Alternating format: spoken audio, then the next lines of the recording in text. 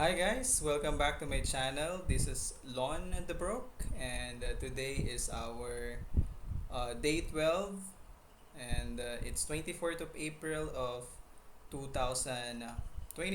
So may good news ako sa inyo, and gusto ko lang i-share. So chill lang kayo dyan, kwentuhan tayo. So alam nyo yun, sobrang saya ko ngayon kasi finally pumasa na yung ano natin yung revision natin for 5 pins na ginagawa ko sa side hustle natin. So total we have like 10 na pins na nagawa. So parang maliit lang na achievement, pero para sa akin malaking bagay na to kasi dagdag siya sa pambayad natin sa utang, and masarap sa feeling na matapos mo yung project mo kahit ilang revision pa yung pinagdaanan. Minsan nga nakakapagod yung sa feeling, pero sulit siya kasi kapag nakikita mo yung magiging okay na yung trabaho mo,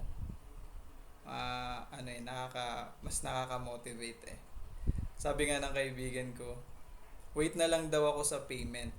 Kaya ngayon, medyo relax tayo, pero syempre, hindi tayo titigil sa pag-iisip ng ano pa bang magandang side hustle.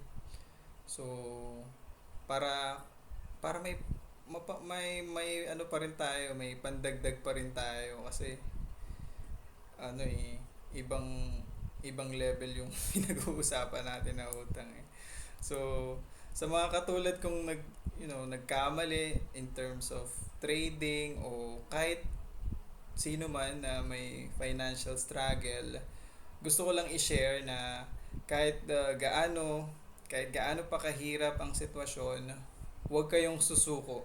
So, small wins like this na pag natapos mo yung trabaho mo ng maayos, nagbibigay siya ng motivation para mas magpatuloy pa.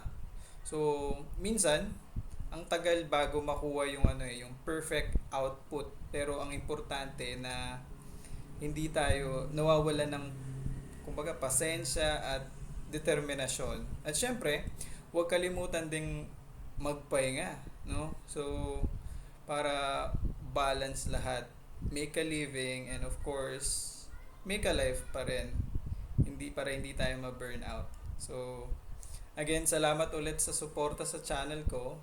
Kung gusto nyo tong ganitong kwento tungkol sa pagharap sa utang, side hustle, at trading lesson or setbacks, and pilit lumalaban, stay tuned lang sa channel natin, Lon the Broke, and feel free to comment sa sa comment section natin para kumbaga kung may tanong kayo or may gusto kayong i-share, feel free, no? So don't forget, like nyo na rin, subscribe, at hit the notification bell para updated tayo sa mga susunod na videos natin, okay?